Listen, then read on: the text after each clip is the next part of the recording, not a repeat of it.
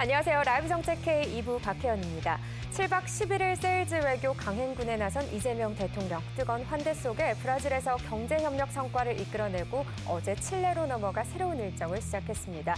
지금까지의 순방 성과, 그리고 칠레에서의 주요 일정과 관전 포인트까지 자세한 내용 정책 주요 행보에서 살펴보겠습니다.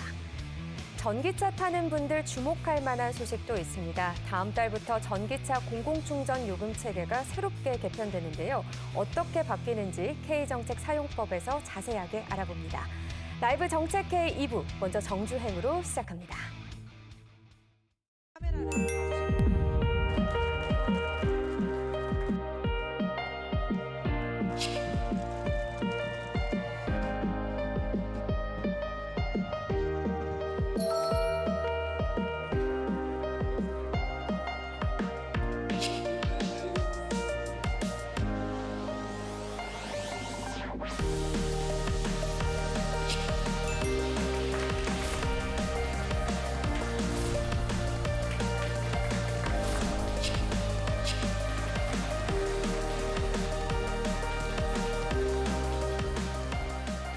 칠레는 지도상으로 보면 대한민국에서 가장 먼 나라 중에 하나입니다. 정말로 멀긴 멉니다. 하지만 우리가 함께 공유해온 역사를 떠올려보면 두 나라 사이의 거리는 그보다 훨씬 가깝습니다. 깊은 우정의 마음이 그 늘 가까이 이어져 있기 때문입니다.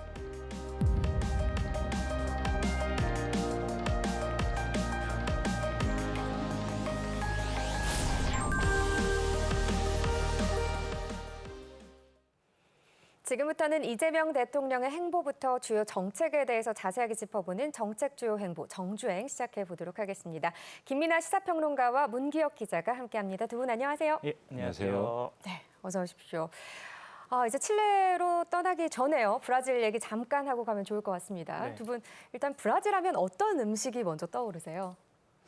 저 같은 경우는 브라질 식당, 집 가까운 데에 브라질 현지인이 하는 식당이 있어서 우연히 가본 적이 있는데요. 예. 그 슈아스코라는 음식이 있더라고요. 이게 소고기, 이 브라질 같은 경우는 워낙 이제 축산업이 발달한 곳이니까 이제 소고기의 다양한 부위를 이제 예. 꼬치구이로 이제 구워서 이제 썰어서 주는 좀 약간 무한 리필 방식으로 운영되던 곳인데 개인적으로 맛있게 먹었고요. 예. 그리고 또 제가 아는 이제 브라질 대사관에서 근무했던 외교관이 있는데 네네. 그 실제로 그 브라질에서는 이제 좀 약간 이런 여유롭게 파티를 하는 이런 문화가 있다고 해요. 그러면 이제 예. 가서 보면은 이제 이 슈아스코 같이 이제 소고기를 구워서 꼬치구이로 구워서 다양한 부위를 이제 썰어서 계속 리필을 해줘서 정말 배부르게 먹었다고 이야기를 하시더라고요. 그러니까 채소, 과일, 네, 고기 그것도 같이 이렇게 주고요. 같이 예. 꼬치 요리로 나오는 거군요. 그렇습니다. 정통 음식으로 볼 수 있겠네요. 네. 네. 평론가님은 혹시 어떤 음식 좋아하시나요? 대한민국 사람한테 브라질 음식 뭐 먹어봤냐고 물어보면 90%가 슈아스코라고 할 거예요. 네.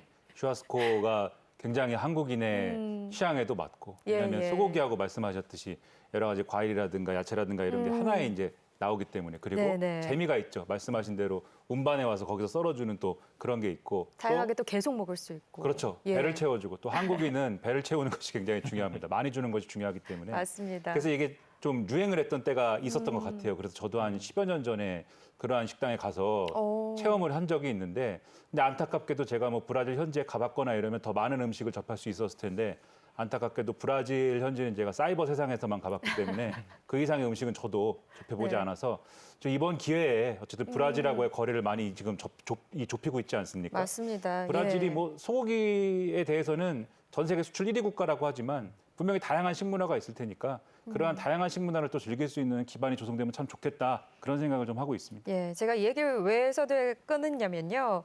이런 게 좀 궁금하더라고요. 대통령들의 음식. 지금 룰라 대통령이 2월 방한 당시에 특별한 환대를 받았다면서 좀 비슷한 수준의 환대를 이 대통령에게도 보여드리고 싶다, 이런 얘기를 했었는데, 국빈 오찬을 준비한 셰프부터 굉장히 특별했다고 하더라고요. 예, 그렇습니다. 예. 이 브라질 미식계의 데모라고 불리는 분이 직접 이제 국빈 오찬을 준비를 해 주셨다고 하는데요.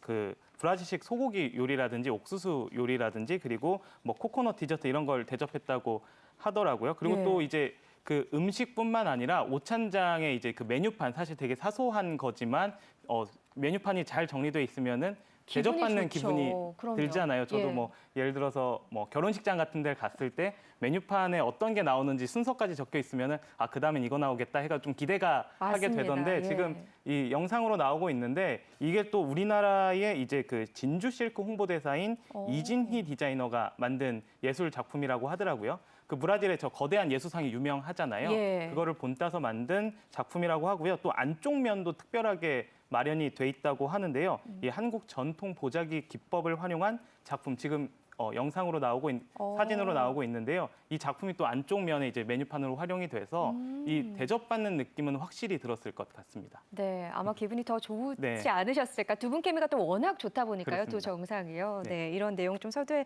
얘기를 나눠봤고요. 또 저녁에 열린 문화 행사에는 한국 기업인들도 초청이 됐다고 합니다. 이번 이 대통령의 순방, 기업인들과의 활동을 빼놓을 수가 없는데 이제 앞서서 샌프란시스코에서는 AI 관련 빅테크 CEO들과 만났었고 또 브라질에서는 어떤 기업들과 함께 했는지도 궁금합니다. 예, 이번에 이제 브라질에서 이제 저녁에 문화 행사가 열렸는데 우리 기업인들이 함께 했습니다. 모두 예. 13명이 함께 했는데요. 이 류진 한국경제인 협회장을 비롯해서 포스코와 대한항공 회장이 함께 했고요. 그리고 또 삼성전자라든지 SK 바이오팜과 같은 곳에 이제 사장들이 함께 했습니다. 그리고 또 이 브라질 같은 경우는 그 엠브라에르라고 이제 우주 그 항공 제조 예. 그 항공기 제조업체가 상당히 세계적인 항공기 제조업체가 있는데 그래서 우리나라의 이제 대한항공이라든지 그리고 그 카이 한국 항공 우주 산업 사장도 함께 자리를 했습니다. 또 브라질 측에서도 엠브라에르 CEO가 함께 자리를 했고요. 또 이런 예. 것들을 통해서 이제 저녁 행사에서 사실 기업인들 간의 이제 다양한 협력이라든지 이런 것들을 모색할 때 저녁 자리에서 꼭 정식적인 자리보다는 이제 그런 편안한 자리에서 더 자연스러운 대화가 오고 가거든요. 이런 부분들이 좀 이 계기에 활용이 됐습니다. 여러 가지 이야기들 또 오갔을 것 같은데 네. 궁금해집니다. 네. 자, 이 대통령 비즈니스 라운드 테이블에 참석한 모습을 이제 순방지에서 저희가 매번 좀 보게 되는 것 같긴 한데 이제 경제인들에게는 힘을 실어주겠다 이런 의미로 저희가 좀 볼 수 있는 거죠. 그렇죠. 그러니까 이 대통령이 정상 외교를 한다. 대통령이 직접 움직여서 해외에 이제 나간다라고 했을 때 사실 그것은 어떤 의미일까를 생각해 보면 외교, 안보, 그다음에 경제, 통상 뭐 이런 문제일 겁니다. 근데 외교라든가 안보 문제 이런 거는 사실 그런 관계에 있는 예를 들면 뭐 러시아라든가 중국이라든가 예. 이런 이제 나라에 갔을 때 이제 그런 것이 주제가 되는 것이고 대부분의 이제 순방 일정은 경제나 통상 문제인 거거든요. 그러면 경제와 통상 문제를 해결하기 위해서 가장 실용적이고 가장 즉각적으로 이제 효과를 거둘 수 있는 거는 기업인들이 같이 가는 거죠. 기업인들이 가지 않고 일단 관료들하고 이제 대통령이 가서 뭐 이렇게 여러 가지 논의를 하고 그 논의한 걸 갖고 와서 이제 국내 기업들하고 얘기를 하고 다시 국내 기업들이 다시 현지에 가고 얘기를 하고 비효율적이지 않습니까? 맞습니다. 그래서 이제 같이 가서 이제 애초에 기업의 애로를 좀 이 현장에서 듣고 직접 들어보고. 그렇죠. 예. 그 브라질 쪽에 이제 그 카운터 파트가 되는 기업이라든가 또는 이제 관이라든가 이쪽의 얘기를 듣고 직접 그 자리에서 이제 이 정상회교를 통해서 그것을 푸는 방식을 이재명 대통령 선호하는 것 같고요.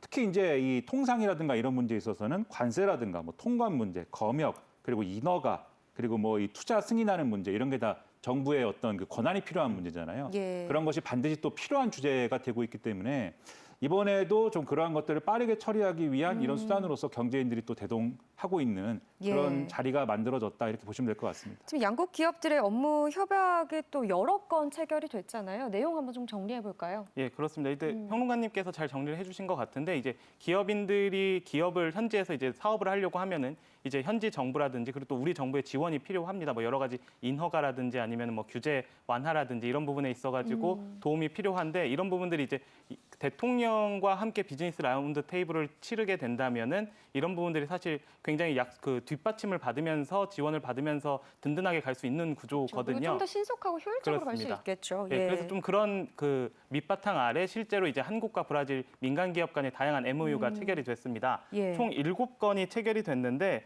특히 이제 제조 인프라와 첨단 산업 그리고 소비재 유통 등 이제 3가지 분야를 중심으로 MOU가 체결이 됐다고 청와대가 설명을 했습니다. 구체적으로 좀 보면요. 예. 카이하고 이제 브라질 항공기업체 제가 조금 전에 설명을 드렸었는데 엠브라에르가 이제 상업용 항공기 공동 개발 프로젝트를 수행하기로 했고요. 그리고 또 브라질 같은 경우 이제 히토류 세계 2위 매장량인 이제 자원 부국이거든요. 그래서 예. 포스코 우리나라의 포스코와 이제 브라질 기업이 이 히토류 원료의 안정적인 조달을 위한 이제 협력 방안을 추진하기로 했습니다. 그리고 또 우리나라 이제 바이오 산업도 상당히 발달돼 있는 국가인데 SK 바이오팜과 이제 브라질의 현지 기업이 작년에 이미 합작법인을 설립을 해서 그 사업을 하고 있습니다. 예. 그래서 이번 이제 비즈니스 라운드 테이블을 계기로 더욱더 이런 사업들을 확대해 나가기로 약속을 했습니다.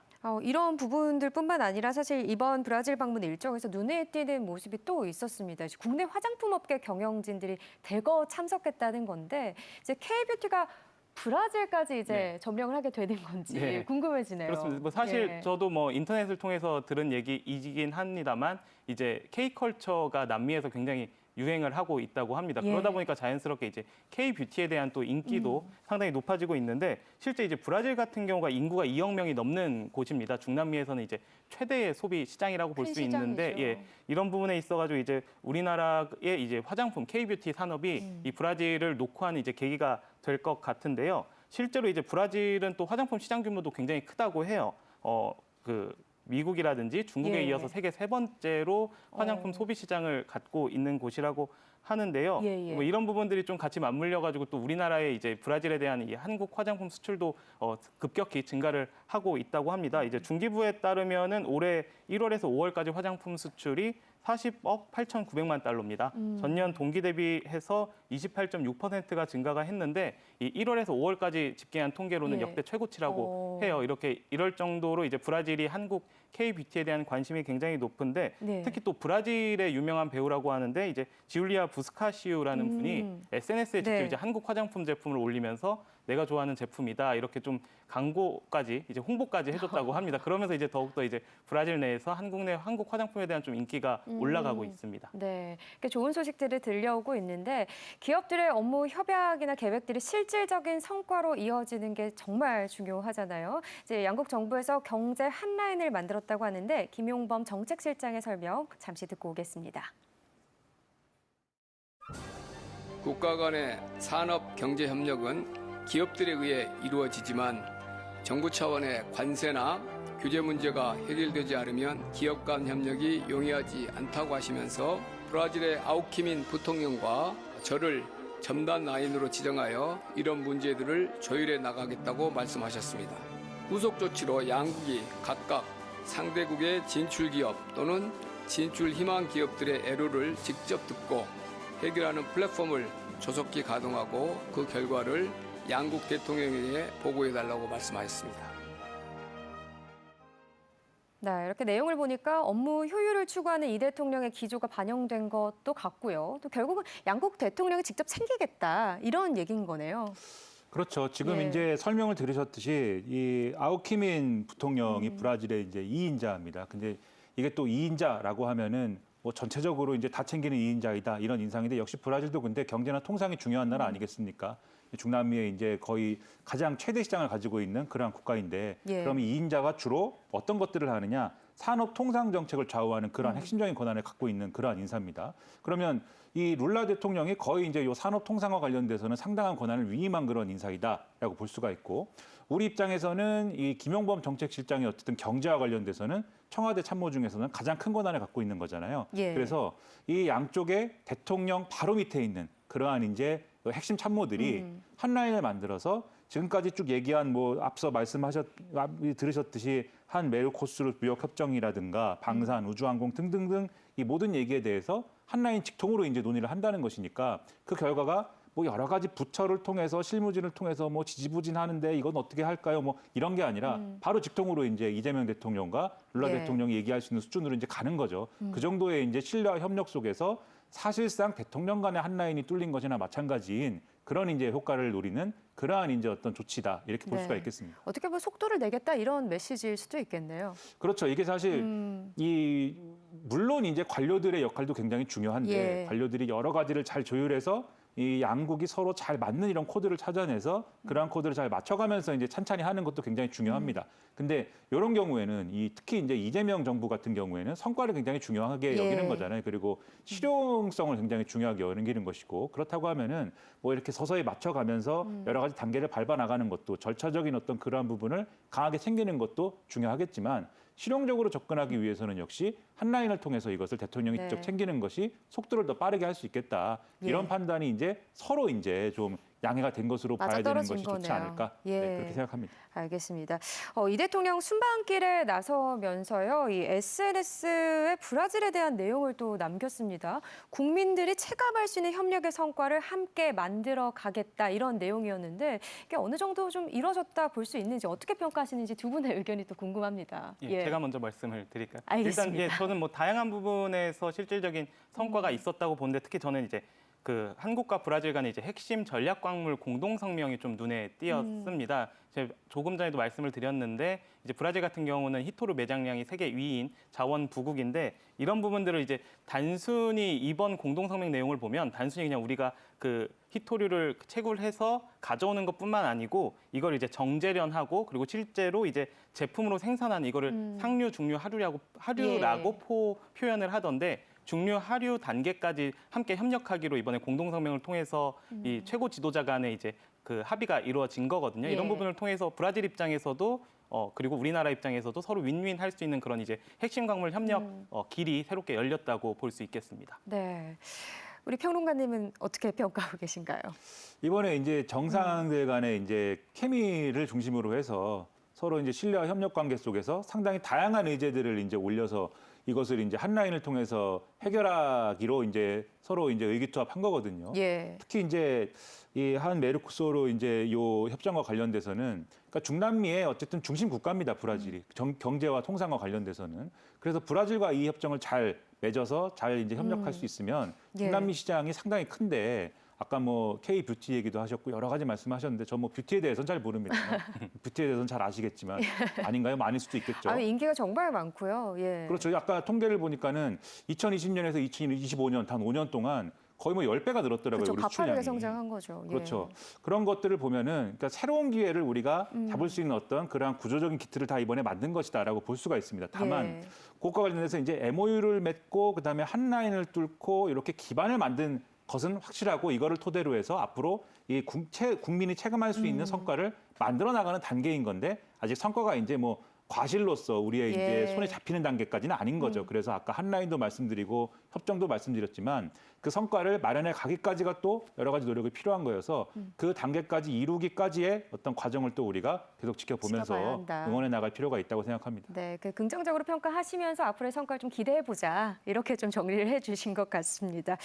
좀 분위기를 돌려서요. 이제 이 대통령 7박 11일 순방 일정의 반환점을 돌았습니다. 지금 미국에서 남미, 독일로 이어지는 이번 일정에 비행기에서 보내는 시간이 정말 많잖아요. 사실 네. 이제 궁금했던 게 있는데 기자분들은 비행기에서 어떻게 시간을 보내세요? 7박 11일이면 사실상 거의 절반 가까이를 비행기에서 보내는 그러니까요. 시간이라고 예. 좀 볼 수 있는데 저도 예전에 좀 좋은 기회로 순방을 좀 여러 차례 동행 취재를 다녀본 경험이 있는데요. 저 같은 경우는 뭐 좀 얘가 다르지만 1박 4일 뭐 순방 이런 것도 다녀와 봤는데 사실상 이제 현지에서 자는 시간이 없다고 보면 될 것 같고 비행기에서 네. 대부분 휴식을 취합니다. 1박 4일이요? 예, 그래서 이번에도 일정이 그랬던 것 같은데 이제 미국 서부를 가게 되면 이제 시차도 워낙 차이가 많이 나고 그리고 이제 비행 시간 때문에 현지에서 다시 또 그러니까 아침에 비행기를 타는데 다시 아침이 시작되는 사실상 이제 하루가 계속 끝나지 깨어있는 않는 거네요. 예. 계속 끝나지 않는 그런 상황인데 이렇게 되면은 사실 굉장히 좀 피로합니다. 그래서 그렇죠. 비행기에서 좀 충분한 수면을 취해야 하는데 좀 기자들 따라서는 좀 성향이 다른데 술을 좀 하시는 분들은 술을 먹고 자는 경우도 있고 예. 아니면은 뭐 영화를 보다가 이제 자연스럽게 취침을 하는 경우도 있고 그렇게 좀 보통은 좀 편안하게 휴식을 하려고 하고요. 그리고 특히 이제 또 기자들 입장에서는 상당히 좋은 기회인데 예. 대통령이 이제 순방 동행하는 기자들에 대한 좀 뭐 고마움 또는 미안함 표시로 이제 인사를 하러 오거나 또는 이제 순방에 대한 좀 결과 설명을 하기 위해서 예. 기내에서 간담회를 열기도 합니다. 좀 그때가 되면은 사실 카메라에 좀 잡히기도 하기 때문에 복장을 마냥 편하게 입을 수가 없는 네. 상황이에요. 그래서 그럼 계속 좀 반듯한 모습으로 예. 있어야 되는 그래서 건가요? 근데 그거를 그래도 예. 좀 사람이 하는 일이기 때문에 좀 유도리가 있는데 미리 청와대에서 알려줍니다. 이제 대통령이 이제 그 이륙 직후에 온다. 어떠한 아니면은 일정들이 있는지. 도착하기 직전에 온다. 보통은 이륙 직후에 오시는데요. 예. 그래서 이륙 직후에 온다고 하면 이제 그때는 좀 약간 복장을 갖춰 입고 있다가 그리고 이제 대통령이 가면 이제 서로 이제 그때부터는 화장실이 만실이 됩니다.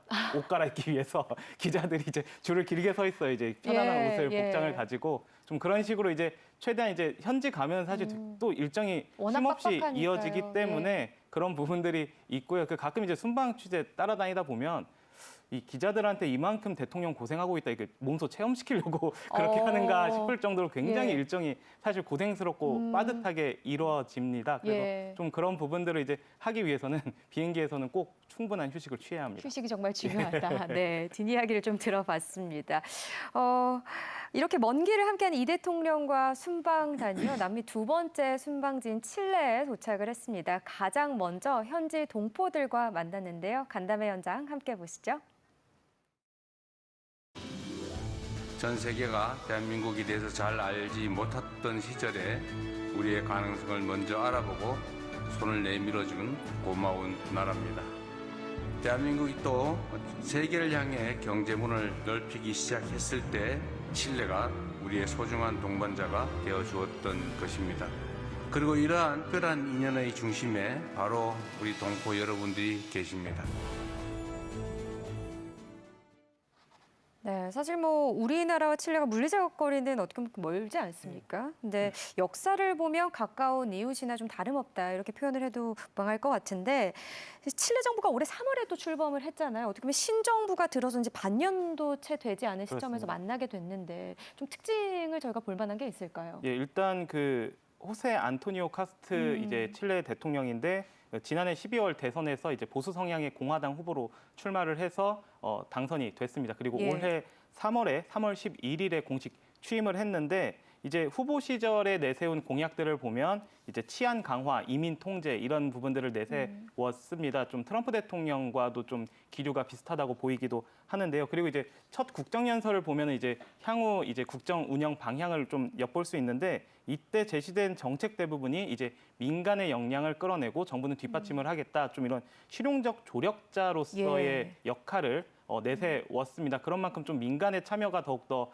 활성화될 것으로 보이고요. 예. 이제 국가가 직접 투자하는 것보다 이제 민간이 직접 투자를 할 수 있도록 국가가 독려하는 그런 분위기가 될 것 같은데, 그리고 또 이 카스트 대통령이 이 질서 없이는 자유도 없다 이런 이야기를 하면서 이제 그 후보 시절 내세웠던 이제 치안 강화라든지 예. 뭐 이민 정책 강화라든지 이런 부분들을 좀 실제로 이제 대통령 당선 이후에도 좀 강하게 밀어붙일 것 같은데요. 좀 이런 예. 걸 통해서 이제 좀 이 질서가 유지가 되면은 실제 뭐 칠레 이제 관광 산업이라든지 그리고 외국인 투자라든지 이런 부분도 활성화될 것이다, 이런 기조를 갖고 앞으로 쭉 이어질 것 같은데, 좀 우리로서는 좀 봐야 될 부분들이 예. 이제 어쨌든 민간의 참여를 독려하는 구조로 가기 때문에 우리 민간 기업들이 이제 칠레라는 또 남미의 상당히 큰 시장이지 않겠습니까? 이렇게 그쵸. 시장을 좀 진출할 수 있는 좀 어떻게 보면 좀 기회가 마련이 됐다고 보고, 이런 부분들이 사실 취임 초에 이재명 대통령도 그런 얘기를 계속하고 있는데, 취임 초에 최대한 많이 순방을 다니려고 한다 이런 이야기를 하고 있는데, 취임 초에 순방을 한다는 게 어떤 의미가 있냐면은 취임 초에, 그러니까 이제 앞으로 남은 임기 동안 예. 약속한 것들을 성실히 이행할 수 있는 이제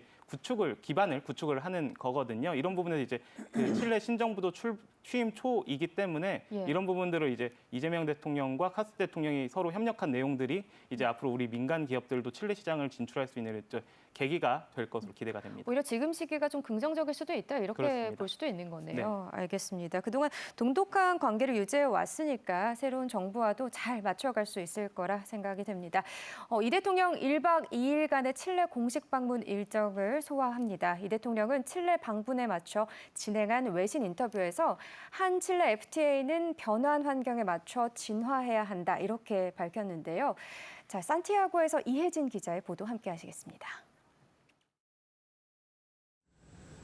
이재명 대통령이 세 번째 순방국 칠레에 도착했습니다. 한국 대통령으로선 11년 만에 칠레 방문입니다. 공식 방문 주요 일정은 현지 시간 30일부터 본격적으로 진행됩니다. 칠레 건국 영웅 오하긴스 동상헌화를 시작으로 대통령궁인 모네다궁에서 열리는 공식 환영식이 이 대통령을 기다리고 있습니다. 이어지는 일정은 한칠레 정상회담. 올해 출범한 칠레 새 정부 호세 안토니오 카스트 대통령과 처음 만나는 자리입니다. 두 정상은 회담에서 양국 자유무역협정 FTA 현대화를 논의합니다. 우리의 첫 FTA 체결국인 칠레와는 FTA 현대화를 논의하게 됩니다. 이 대통령은 칠레 공식 방문에 맞춰 진행한 외신 인터뷰에서 한 칠레 FTA는 변화한 환경에 맞춰 진화해야 한다고 강조했습니다. 디지털 무역과 AI, 탄소 중립 전환을 중심으로 재편되는 경제 상황에 따라 FTA를 재정비할 필요성을 부각한 겁니다. 이 대통령은 양국이 자유무역위원회를 다시 가동하고 협정 현대화 논의를 추진해야 한다고 밝혔습니다. 여기에 더해 공급망 협력을 강화해 경제 협력 수준도 높여야 한다고 덧붙였습니다. 정상회담이 끝나면 MOU 서명식이 이어지는데 양국은 이 자리에서 광물자원 협력 MOU를 체결할 걸로 보입니다. 이 대통령은 세계 최대 규모 리튬 구리 매장량을 보유한 칠레와 첨단 산업 기반을 갖춘 한국이 힘을 합치면 광물 개발부터 가공, 첨단 제조까지 경쟁력 있는 공급망 구축이 가능할 걸로 내다봤습니다. 이 대통령은 칠레가 우리와 처음으로 FTA를 체결한 만큼 매우 가깝고 중요한 나라라고 언급했습니다. 또 카스트 대통령과의 만남과 대화를 진심으로 고대하고 있다며 이번 칠레 공식 방문에 대한 기대감을 드러냈습니다. 산티아고에서 KTV 이혜진입니다. 네, 가장 주목받는 일정 중 하나가 한칠레 정상회담입니다. 한 FTA 현대화에 관한 얘기도 있고요. 지금 어떤 의제에 좀 집중해서 저희가 지켜보면 좋을지 이런 부분도 궁금하네요. 예. 지금 이제 한칠레 정상회담에서 가장 이제 좀 관심을 모을 만한 부분이 이 핵심 광물과 관련된 외교인 것 같습니다. 예. 왜냐하면 칠레가 사실 우리는 그렇게 잘 알지 못하는 부분인데 그러니까 칠레 음식에 대해서도 잘 모르지만 그쵸. 이 부분도 잘 우리가 널리 알려지진 않은 사실인데 세계 최대 구리 생산국입니다. 그리고 세계 2위의 리튬 생산국입니다. 리튬 생산. 네. 구리랑 리튬은 사실 여러 가지 산업에 전반적으로 많이 필요한 어떤 광물들이지 않습니까?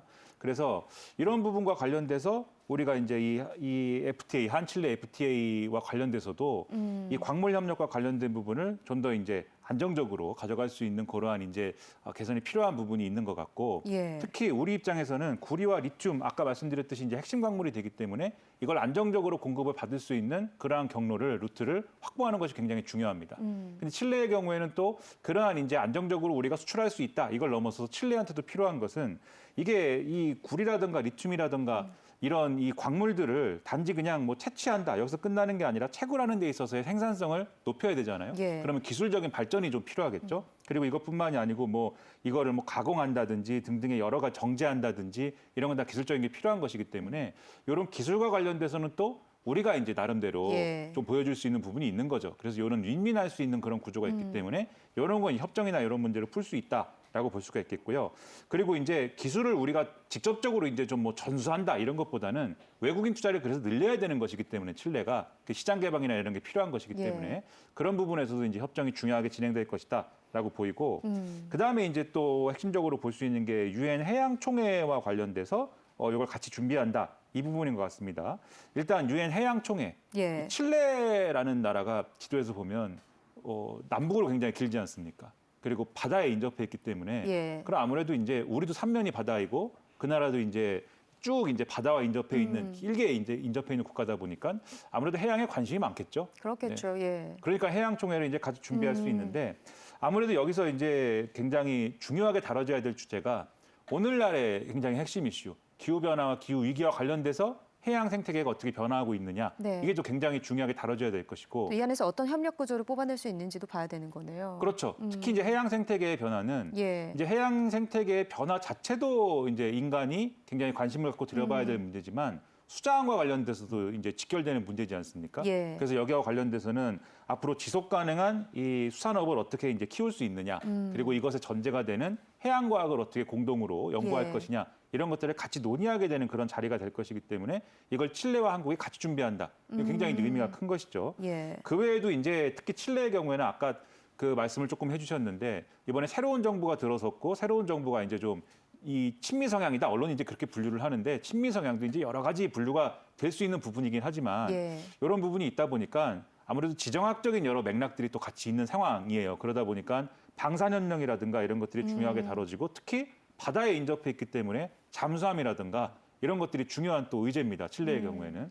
근데 잠수함하면 우리는 또 이제 하나오션이라든가 이런 업체들이 그렇죠. 예. 직결되어 있는 이익이 걸려 있는 문제잖아요. 그래서 이런 방산 협력도 어떻게 진행될 것이냐 이런 것들을 좀 정상회담에서 어떻게 풀어가느냐를 주시해야 될 것으로 보입니다. 예, 지금 한칠레 FTA 현대화 이번 정상회담에서 주요 의제로 꼽히고 있는데 칠레 방문 이전부터 강조된 내용이긴 합니다만 그동안 우리나라와 칠레 FTA가 좀 어떻게 흘러왔고 또 구체적으로 어떤 변화를 기다릴 수 있는지 이런 부분 좀 정리 부탁드려요. 예, 일단 한국과 칠레의 자유무역 협정 FTA는 우리나라 최초의 FTA입니다. 2003년 2월에 서명을 했고 그리고 그 다음에 2004년 4월에 발효를 했는데요. 예. 이 당시 벌써 20년도 더 된 시절이잖아요. 그래서 그때는 상품 교역을 중심으로 이제 FTA 협정 문안들이 체결이 됐기 때문에 그 20년 사이에 이제 뭐 디지털 무역이라든지 그리고 아까 평론가님께서 말씀해 주셨지만 이제 핵심 광물 같은 이제 공급망 재편 상황까지 네. 반영을 해야 되는 좀 필요성들이 많이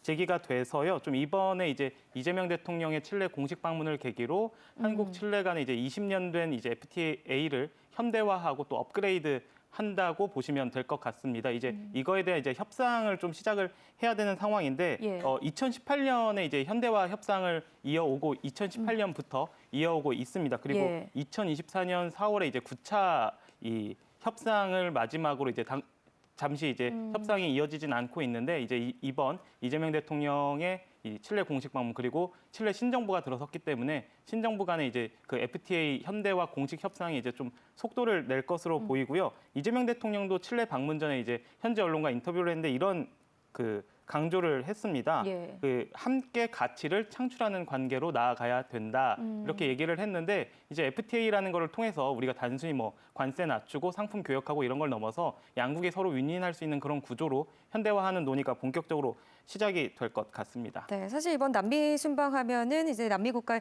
이제 시장 자원을 저희가 좀 잘 활용하고 우리나라 그렇습니다. 제조 기술 같이 시너지 효과를 낼 수 있는 그 국면을 찾는 거 아니겠습니까? 또 공급망 협력 강화를 위해서 MOU 체결도 지금 예정이 되어 있는 거잖아요. 그렇죠. 공급망 협력 강화에 대한 MOU 체결이 굉장히 중요한데 왜냐하면은 그냥 말로만 해서는 되는 건 아니지 않습니까? 뭐든지 우리 사이에 약속을 할 때도 제가 여기 출연하기 위해서도 뭐 종인이 있어야 되는 거거든요. 네. 뭔가에 대해 서명을 해야 되는 거거든요. 출연할 때마다 서명을 해야 합니다. 맞습니다. 네, 여러분들 잘 모르시겠지만 그래서 그런 것처럼 협력을 한다고 그냥 말로만 하는 게 아니라 이 MOU라는 것을 통해서 이제 이 맺는 것인데 아까도 쭉 말씀드렸지만 브라질의 경우에는 이제 히토리와 관련돼서 이러한 부분들이 이제 협력이 이루어질 수 있는 기반이 되는 이런 것들을 마련한 것이고 예. 그다음에 요 칠레와 관련돼서는 구리라든가 리튬이라든가 이런 핵심 광물들에 대한 MOU를 논의해서 이제 맺은 것인데 중요한 거는 MOU라는 게 또 어떤 계약서, 확정적인 어떤 효력을 갖는 어떤 그러한 내용을 담보하는 그러한 또 내용은 아닙니다. 그래서 네. MOU라는 게 우리가 뭐 영화 같은 걸 보면은 각서는 법적 효력이 없어요. 이렇게 얘기하면서 뒤통수 맞는 주인공이 뒤통수 맞는 그러한 장면이 많이 나오잖아요. 예. 물론 국가 간 관계에서 이제 그렇게 되는 것은 아닌데 MOU라는 게 몇 월 며칠까지 반드시 이 공급망 관련해서 어떤 조치를 완료하시오. 이렇게 돼 있는 형식은 아니니만큼 MOU를 맺어서 우리가 앞으로 협력하겠다는 의사는 서로 분명히 한 것을 확인하되 예. 이 구체적인 이 그림을 어떻게 만들어 나갈 것이냐는 지속적인 협력과 또 실무 단위에서의 어떤 협상을 통해서 계속 내용을 만들어 나가야 됩니다. 그래서 예. 이 내용을 만들어 나가는 것이 굉장히 이제 끈기 있게 좀 관심을 갖고 진행돼야 될 내용이어서 그것과 관련한 논의나 이런 것들도 우리가 지켜볼 필요가 있다 이렇게 말씀드리겠습니다. 네, 시작의 길을 잘 열었으니 어떻게 끝까지 성과를 향해서 달려갈지를 지켜봐야 된다라는 얘기입니다. 자, 마지막으로요. 이제 7박 11일 순방 일정 벌써 뭐 전환점 지금 지났죠. 반환점을. 미국 샌프란시스코에서 남미로 이어진 이번 일정들 어떻게 평가하는지, 어떤 점에 좀 더 신경을 써야 할지 뭐 언급을 조금씩 해주시긴 했습니다만 마지막으로 좀 더 들어보겠습니다. 예, 제가 먼저 할까요? 예. 이번 그 순방이 대표적으로 이제 미국에서는 AI 협력, 그런 첨단 산업 협력 그리고 남미에서는 이제 광물 협력 이렇게 좀 나왔는데 사실 그 두 가지가 저는 연결돼 있다고 봐요. 핵심 광물이 있어야지 첨단 산업이 이루어질 수 있거든요. 예. 첨단 산업의 원료가 핵심 광물이니까 이런 부분들을 이제 미국의 이제 빅테크 기업들 그리고 첨단 산업들을 첨단 기술을 주도하는 이제 미국의 빅테크 기업들과 협력을 약속을 하고 그리고 이어서 그 빅테크라든지 첨단 산업의 원료가 되는 핵심 광물이라든지 여러 가지 예. 자원들이 풍부한 남미 국가들과 또 그 기반을 마련하고 이런 부분들이 사실 연결돼 있는 그 하나의 순방이거든요. 그렇게 따로따로 그렇죠. 떨어져 있는 게 아니기 예. 때문에 이런 부분들이 이제 미국에서 잘 이루어지고 있고 그리고 브라질을 거쳤고 이제 칠레와 아르헨티나가 남아 있는데 칠레와 예. CT나까지 이제 좀 잘 마무리가 돼서 우리가 이제 새롭게 이제 AI 대전환이라는 시대에서 우리가 좀 주도적으로 선도적으로 할 수 있는 기반들이 마련됐으면 하는 바람입니다. 네, 알겠습니다. 평론가님 이야기도 들어보겠습니다. 지금 말씀하셨듯이 이번 순방의 특징이 만약에 그림으로 따지면 전체 그림을 전체에 대한 밑그림을 다 그렸다는 게 의미가 있는 것 같아요. 그래서 말씀하셨듯이 샌프란시스코에서의 빅테크 기업들과의 예. 그러한 자리라든가 여기 이제 우리 기업인 삼성, SK하이닉스 물론 오늘 이제 삼성전자나 SK하이닉스를 얘기하면 가슴이 아픈 분들이 있는데 그건 이제 뭐 나아지리라 생각하면서 네. 가슴이 아프신 것 같은데 뭐 나아지리라 생각을 하면서 그 이제 그런 부분에 있어서의 이제 요 그림인 것이고 또 이 브라질이나 그다음에 칠레와 같은 요 핵심 광물을 주로 얘기했습니다만 광물뿐만이 아닙니다. 아까 이제 한 칠레 FTA와 관련돼서 좀 업데이트를 해야 된다고 말씀드린 게 이게 20년 전에 맺어진 FTA이다 보니까 예. 그동안 실무 단계에서 계속 앞으로 좀 업데이트를 해야 될 필요가 있지 않나요라고 한 주제들이 있는데 그게 이제 현대에 맞게 이제 업데이트돼야 된다라는 점에서 오늘날 이제 각광받는 산업들 AI라든가 뭐 디지털이라든가 네. 그리고 또 이 진전된 어떤 그런 의제들 있지 않습니까? 기후 변화라든가 그다음에 어떤 인권이라든가 그다음에 노동권이라든가 이런 것들을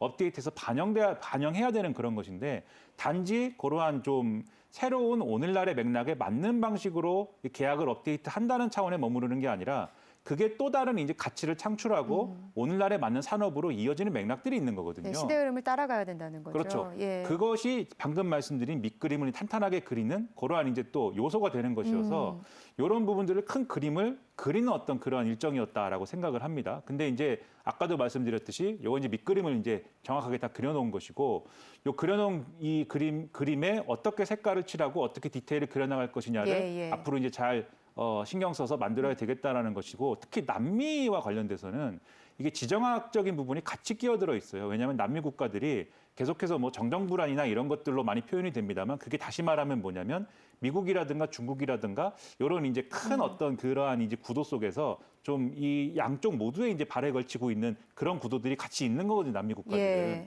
그런 상황이다 보니까 우리도 이제 그러한 구도에 맞는 어떤 세일즈라든가 또는 접근을 좀 해야 될 필요가 있는 거죠. 근데 그런 걸 포함해서 사실 샌프란시스코부터 지금까지 이어지는 과정에 거기에 맞는 처신들을 이재명 대통령과 우리 이제 정부 관료들이 한 거거든요. 예. 그게 사실은 쉬운 일은 아니기 때문에 그런 노력에 대해서도 평가를 하면서 이 상황을 지켜봐야 되지 않을까라고 생각을 합니다. 알겠습니다. 사실 밑그림이 정말 중요하잖아요. 작품에 있어서도요. 아, 그렇죠. 네, 좋은 작품이 나오기를 기대해 보도록 하겠습니다. 정주행 이제 정리해야 할 시간입니다. 김이나 평론가, 문기혁 기자와 함께했습니다. 고맙습니다. 고맙습니다. 감사합니다. 네, 다음 순서는 분야별 국정 정책과 다양한 이슈들을 풀어보는 K정책 사용법입니다. 오늘의 이슈 먼저 영상으로 확인하시죠.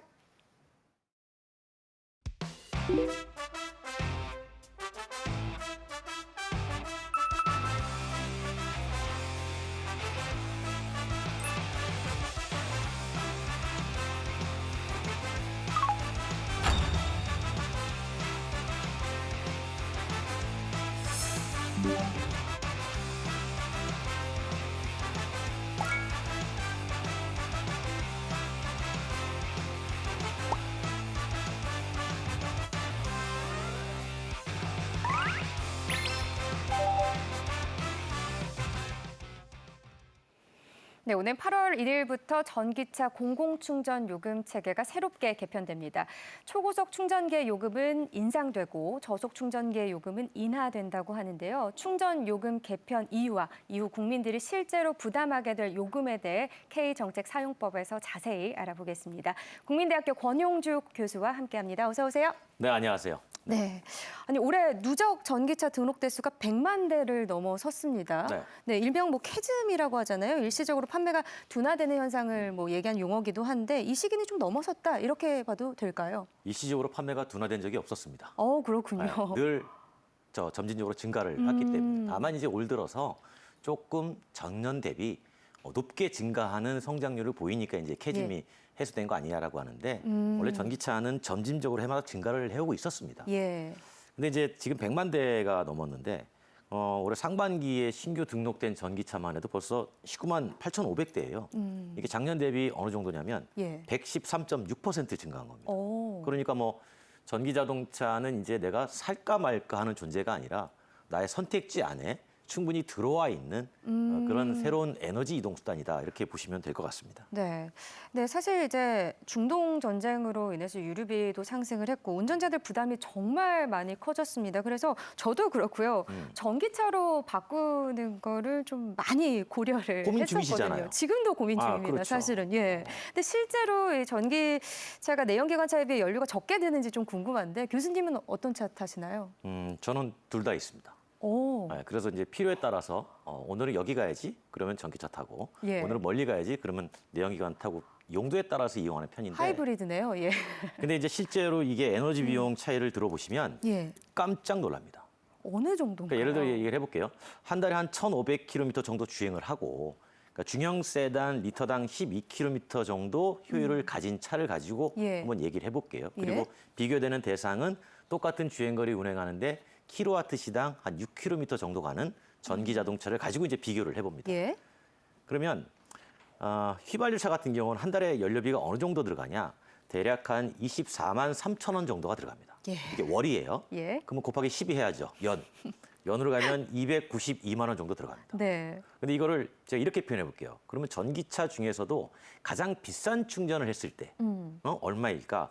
이게 대략 한 달에 9만 5천 원 정도 들어가는데 이걸 또 연으로 가면 114만 원 정도 필요하단 말이에요. 오, 네. 그러면 두 가격 차이가 178만 원 정도 나는 거예요. 그러니까 엔진차 가지고 1년 열심히 운행했을 때 전기차 가지고 운행했을 때 에너지 비용 차이가 많이 나네요. 178만 원이면 예. 어디 휴가를 충분히 가고도 남을 만한 비용이잖아요. 그러네요. 근데 이걸 또 전기차는 흥미로운 게 뭐냐면 충전료가 저렴할 때가 있습니다.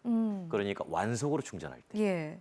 그러면 이 비용이 한 달에 약 한 37,500원인데 연 한 45만 원 정도 들어가면 그 차이는 247만 원까지 벌어져요.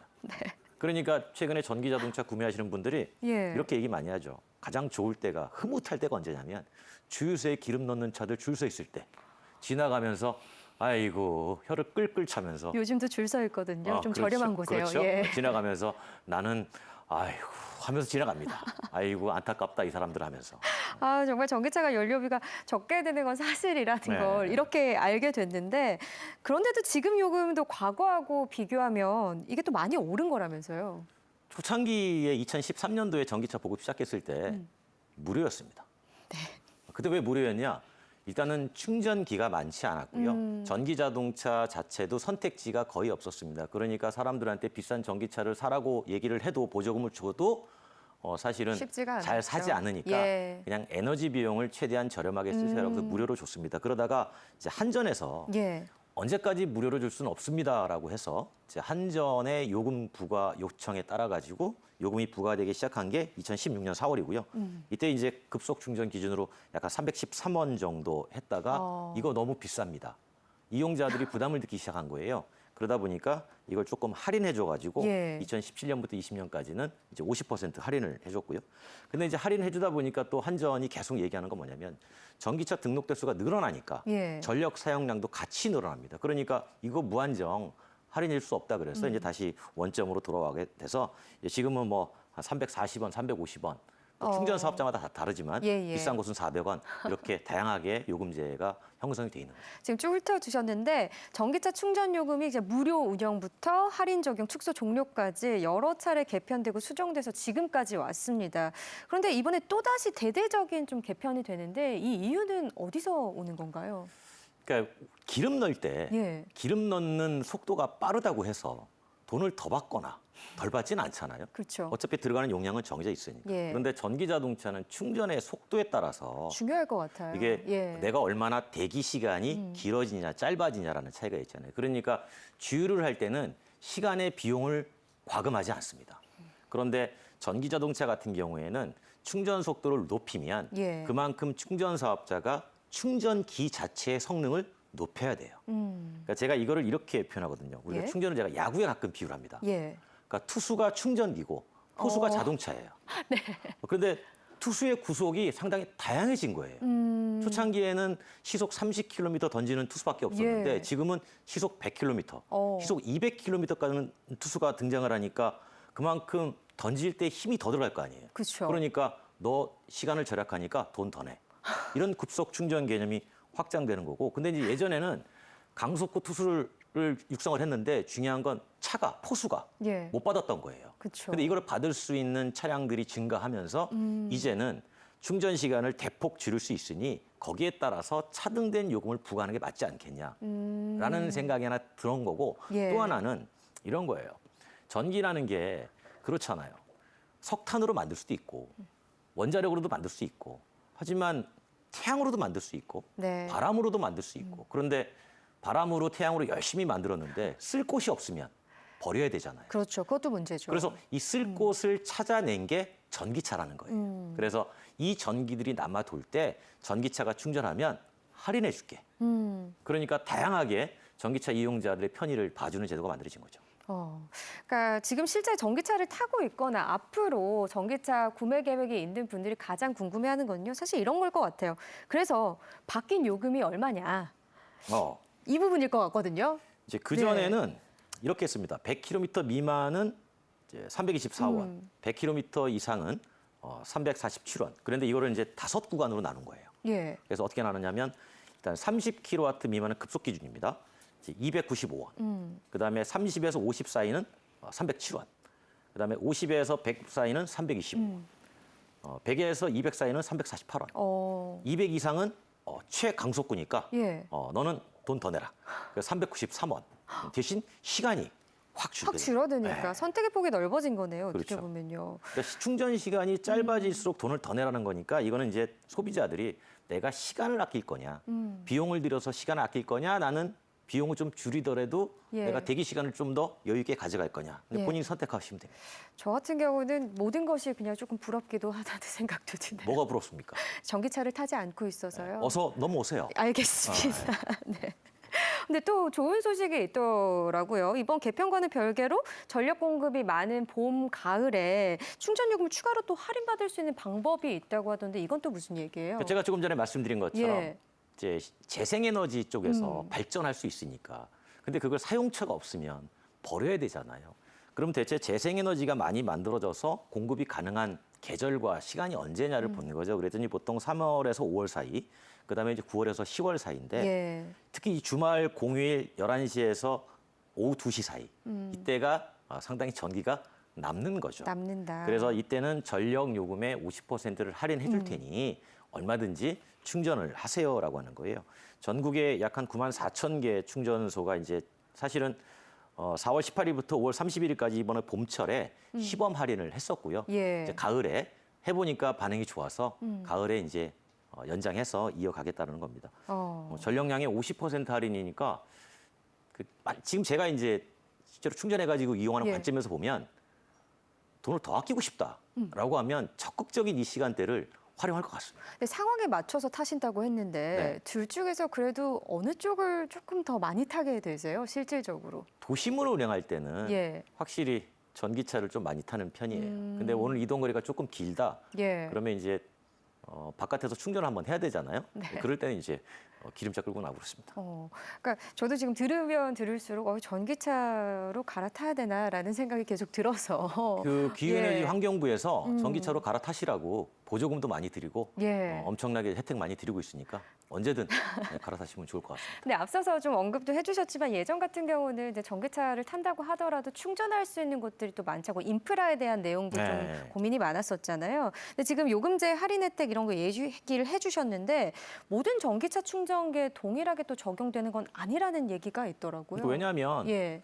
충전 사업자마다 본인이 요금을 정할 수 있잖아요. 주유소도 주유 사업자마다 기름값을 정할 수 있는 것처럼 예. 전기 자동차도 충전 사업자 각자 요금을 정할 수가 있습니다. 그런데 이제 그전에는 어떤 불편함이 있었냐면 충전기를 이용할 때마다 그 회사에 회원가입을 하고 이런 모든 과정을 했어야 되는데 이게 불편하니까 예. 환경부에서 카드 하나 가지고 통합합시다라고 해서 환경부 카드에 예. 이걸로 어떤 충전기든 결제하면 다 로밍이 되도록 만들어놨어요. 그러니까 편리하네요. 네, 그래서 이번에 이제 환경부가 환경부 카드를 가지고 충전하는 거에는 자동으로 로밍돼서 할인이 다 적용되도록 이렇게 해놨는데 예. 여기에 참여하지 않는 사업자도 분명히 있습니다. 그래서 예. 이용하실 때 제가 알기로 한 7개 정도 사업자가 있는데 이건 어느 곳인지 좀 확인해서 예. 직접 활용하시는 게 좋을 것 같습니다. 그러면은 이제 전기차 공공충전소는 주로 어디에 설치가 되는지도 좀 궁금하고요. 이게 어디에 설치되어 있는지 알아볼 수 있는 또 사이트가 있는지 이런 네. 정보가 굉장히 또 중요할 것 같거든요. 우리 그 예전에 한때 기름값 비쌌을 때 예. 한국석유공사가 주유소 기름값을 비교해주는 앱을 만들었잖아요. 예. 최근에 전기자동차 이용자가 늘어나니까 어디 충전소에 충전료가 얼마고 이걸 예. 다 비교해주는 앱들이 꽤 많이 등장해 있습니다. 그래서 실시간으로 예. 확인할 수 있고 심지어는 그게 고장 났는지도 확인할 수 있고요. 오. 또는 그 충전기가 지금 사용 중인지 네, 네. 아니면 대기 중인지도 확인할 수 있기 때문에 예. 요즘은 앱 갖고 활용하게 되면 내가 뭐 예전에 불편했는데 갔더니 고장 났어. 이런 것들도 많이 줄일 수가 있습니다. 그럼 할인되는 충전기도 확인할 수 있겠네요. 네, 충분히 확인할 수 있고요. 저는 이제 이렇게 얘기를 하는데 사실은 기후에너지 환경부가 이 전기차의 충전 요금을 계속 쥐고 가는 건 대단히 중요하다고 생각을 해요. 예. 왜냐하면 우리가 택배 요금이 많이 안 오르는 게 우체국 택배 때문에 오르지 않잖아요. 그러니까 예. 일단은 전기 자동차가 지금 목표인 400만 대까지 갈 때까지는 이 요금에 대해서 어느 정도 통제를 하고 거기 이제 민간 사업자들이 많이 못 올리게 예, 이렇게 예. 좀 통제해 주는 게 중요하다라고 판단하는 거죠. 알겠습니다. 이어서 좀 다음 내용도 들어볼 텐데요. 지난 13일 청와대 영빈관에서 주재한 2026년 국가재정전략회의에서 이재명 대통령이 전기차 충전 요금에 대해 언급한 바가 있습니다. 관련 내용 듣고 오겠습니다. 내가 전기차 사면은 낮에 시간 잘 맞추면 거의 공짜로 전기 에너지를 사용할 수 있다. 언제쯤 그렇게 될 것 같아요? 제주도부터 준비를 해가지고 올 하반기나 내년 초부터는 제주도부터 시범 실시를 할 수 있을 것 같고요. 이렇게 되면 내년 초에 전라도 지역에서도 확산하고요. 전라도가 재생에너지가 좀 많이 남는 쪽이다. 그렇습니다. 지금 기름값이 예를 들면 직장인들 보통 한 달에 2, 30만 원은 들지 않을까요? 그죠? 네. 낮에 적정한 시간대에 전기 충전으로 거의 공짜로 쓸 수 있다라고 하면 전기차가 엄청나게 빠른 속도로 늘어날 것 같은데.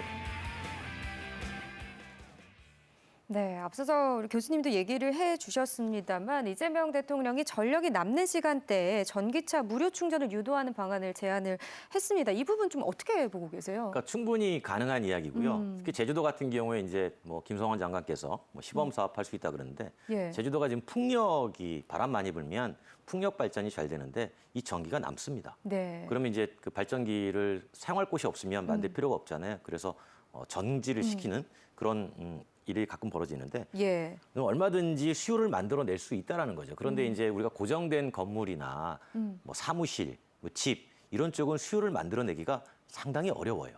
예를 들어서 집에 사람이 없는데 너 집에 들어가가지고 에어컨 켜 할 수는 없잖아요. 그렇죠. 네, 그러니까 그런 고정된 건물들은 이미 사용량이 딱딱 정해져 있습니다. 그러면 예. 플렉서블하게 사용량을 만들어낼 수 있는 건 결국은 플렉서블하게 이동하는 이동수단밖에 없다라는 거죠. 예, 그 예. 이동수단 중에 결국은 에너지를 전기로 쓰는 차들에게 무료로 공급을 하면 나에게 들어가는 에너지 비용이 내가 생각했던 것보다 훨씬 더 저렴해지네라고 예. 하면 전기자동차 구매에 대한 의욕이 더 생길 수 있죠. 충분히 생길 수 네, 있다라는 네. 거예요. 그러면 전환이 빨라지게 되는 그렇죠. 거고 빨라지게 되면 그만큼 탄소 중립에 가까워지게 되는 거고 그렇죠. 그러면 우리가 궁극적으로 얘기하는 제로, 탄소 제로, 제로 탄소, 여기에까지 네. 이제 좀 도달하지 않을까라는 희망을 갖는 거죠. 알겠습니다. 아마 오늘 방송이 전기차 이용하는 운전자들에게 무척이나 도움이 될 것 같습니다. 교수님, 그럼요. 추천하는 합리적이고 가성비 좋은 전기차 충전 꿀팁이 있다면 좀 이게 소개해 주시면 좋을 것 같아요. 저도 궁금하네요. 꿀팁은 우리 박 앵커께서도 예. 가끔이 아니고 늘 사회생활 하시니까 가정에서 밥을 많이 먹습니까? 아니면 바깥에서 매식을 많이 하십니까? 요즘은 집에서 먹으려고 하는데요. 네. 밖에서 먹을 시간이 많긴 하죠. 그쵸? 사회생활 하다 보면요. 예. 전기 자동차도 바깥에서 밥을 많이 먹으면 비싸요. 쉽게 말하면 급속 충전기를 써야 되기 때문에 예. 그래서 가급적이면 집밥을 많이 집 앞에서. 그래서 집에 충전기가 다 있어서 완속 예. 충전기 특히 심야 시간에 절반 요금을 할 수 있으니까 그렇게 충전해 놓고 여유 있게 쓰시면 되고요. 또 한 예. 가지는 만약에 이제 바깥에서 매식을 해야 된다라고 하면 앞서 말씀드린 것처럼 요즘은 충전 요금을 한눈에 비교해 주는 플랫폼들이 많이 나와 있어요. 거기에서 내가 예. 지금 급하게 충전해야 되는 곳에 얼마가 싼가 그리고 용량도 다 나와 있으니까 네. 그런 걸 다 확인해 주면 아무래도 도움이 되죠. 왜냐하면 전기차 타시는 분들의 만족도를 조사해 보면 예. 가장 첫 번째 만족도는 에너지 비용이에요. 너무 두 큰 것 번째 같네요. 만족도가 정숙성입니다. 그러니까 그러니까 가장 첫 번째 만족인 예. 에너지 비용에서 조금 더 만족을 느낀다면 많이 넘어오시지 않겠나 이렇게 생각합니다. 알겠습니다. 그런데 이 전기차 이용하는 분들이 요즘 요금 문제만큼이나 많이 토로하는 고충이 또 있더라고요. 이제 충전기는 많은데 관리가 잘 되지 않아서 불편하다. 네. 실제로 이런 경우가 많습니까? 어떻습니까? 네, 많이 있습니다. 왜냐하면 충전 사업자가 전국에 충전기를 깔아놓으면 어떤 게 고장이 났을 때 즉시 알 수 있으면 조치를 할 텐데 예. 설령 즉시 안다 그래도 그 지역에 그걸 무언가 조치할 수 있는 서비스맨이 있어야 되잖아요. 그렇죠. 그러니까 그런 인프라 갖추는 게 쉽지가 않아서 고장 나는 게 문제가 생기긴 합니다. 근데 최근에는 이제 고장 났을 때 에러가 뜨면 어디에 고장이 났구나라는 걸 이제 알긴 알아요. 네. 근데 이 에러율이 적은 충전 사업자에게 사실은 정부가 또 혜택이 무언가 있군요. 지원을 더 늘리려고 하는 정책을 만들어내는 중입니다. 그래서 예. 아무래도 관리 능력이 많이 올라갔고요. 그리고 이제 참고로 말씀드리면 제가 좀 전에 말씀드린 것처럼 그런 충전 플랫폼에서 이게 고장 났냐 안 났느냐를 누가 알려주냐면 예. 이용자가 알려줍니다. 내가 갔더니 고장 나 있더라. 그거를 플랫폼에 바로바로 올려줍니다. 저희 내비게이션에 사고 난 거 신고하는 거랑 실시간 비슷한 하는 거네요. 것처럼. 네. 그러면 바로 그 플랫폼에 떠가지고 여기 고장 나 있구나 하는 걸 알 수 있으니까 그런 것도 적극적으로 활용해 보시면 뭐 충전을 하는 데 있어서 불편함을 조금 줄이는 요소가 되지 않을까 생각합니다.